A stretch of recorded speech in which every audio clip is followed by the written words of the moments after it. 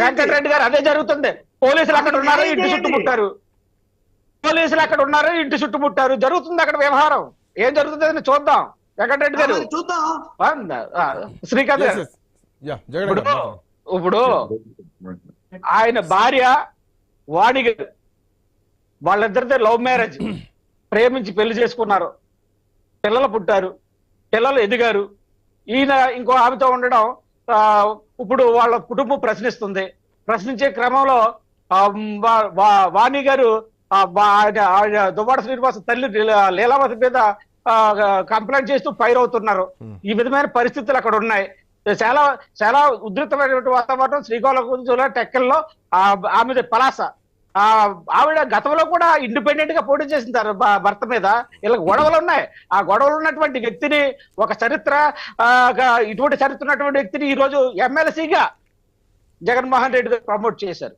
ఎందుకు చేశారంటే, గతంలో దువ్వాడ శ్రీనివాస్ అన్న వ్యక్తి అచ్చెన్నాయుడు గారి మీద పోటీ చేసి అచ్చెన్నాయుడు గారి మీద అవాకులు చెవాకులు పాలి పేలుతూ అర్థమైన భాష కూడా తిట్టారు. ఎందుకంటే జగన్మోహన్ రెడ్డి గారు డైవర్షన్ పాలిటిక్స్ లో ఆయన తిట్టా. మీరేదో డైవర్షన్ మేం చేస్తున్నాం, ఆయన ప్రభుత్వం చేస్తుందని పాదయాత్ర వెంకటరెడ్డి గారు చెప్తున్నారు.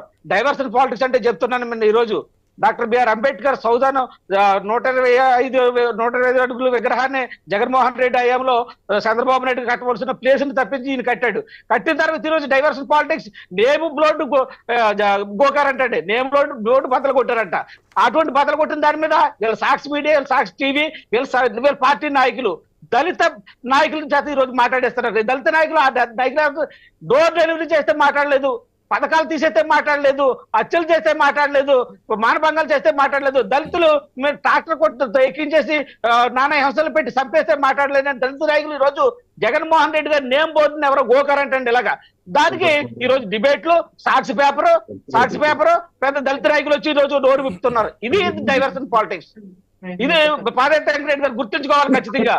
ఈ రోజు అక్కడ ఉన్నటువంటి ఉద్రిక్త వాతావరణం అందరూ కూడా రాష్ట్రం అంతా చూస్తుంది. అంబేద్కర్ విగ్రహాన్ని పగలగొట్టలేదు ఇక్కడ. మీరు మళ్ళీ డైవర్షన్ చేయండి. జగన్మోహన్ రెడ్డి గారు నేమ్ బోర్డు అక్కడ మీరే చేసుకున్నారేమో, మీరే చేసి మా మీద పెట్టాలని డైవర్షన్ పాలిటిక్స్ అంటున్నాను. అది ఇప్పుడు పాదయాత్ర అది కూడా జరుగుతుంది. నేను అదే చెప్తున్నాను. నేమ్ బోర్డు జరిగితే అంబేద్కర్ జరుగుతుందని చెప్తున్నారు మీరు. సిగ్గు లజ్జ బుద్ధి ఉండాలి మీ నాయకులకి. నేను ఇక్కడ అంబేద్కర్ అవమానం జరగలేదు, ఇదే తప్పు, ఇదే డైవర్షన్ పాలిటిక్స్ చేస్తున్నారు మీరు. నేను చెప్తున్నా పాదయాత్ర వెంకటరెడ్డి గారు, మేము ఖచ్చితంగా జవాబు చెప్తా, దోషులు నరక చేస్తాం. చెప్తున్నా ఖచ్చితంగా చెప్తా, దోషులు నరక చేస్తాం. అదే జరుగుతుంది అక్కడ. మీ డైవర్షన్ పాలిటిక్స్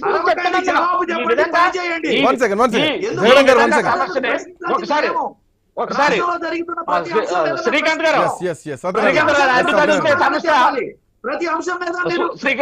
శ్రీకాంత్ గారు మరి ఇలా అడ్డు తగిలితే ఆయన మాట్లాడినా చెప్పాలి, నేనేం మాట్లాడలేదు.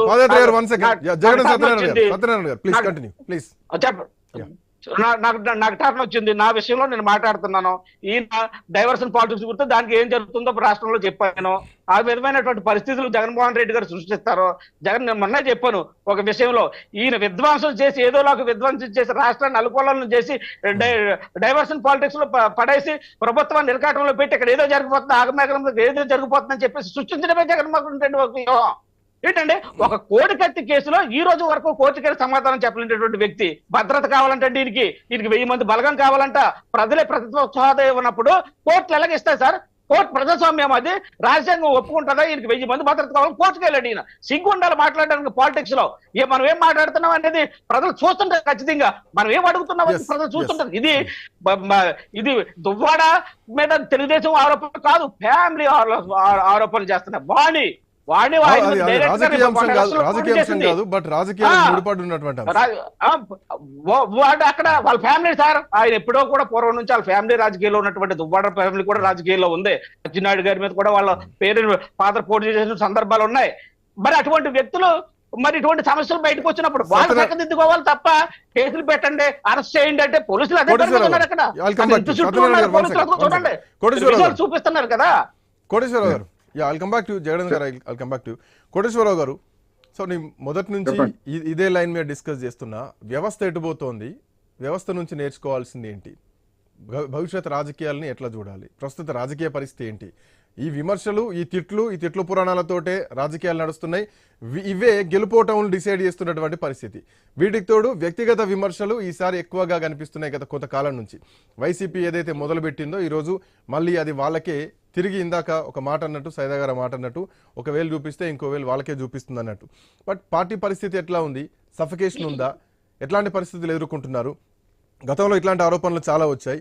ఇవన్నీ అట్లా ఉంటే గనక మాజీ ఎమ్మెల్యేలు, మాజీ మంత్రులు, ఆఖరికి ఆళ్ల నాని వంటి కీలకమైనటువంటి నాయకులు ఏకంగా రాజకీయాలకే గుడ్ బై చెప్తూ వెళ్ళిపోతున్నటువంటి పరిస్థితి.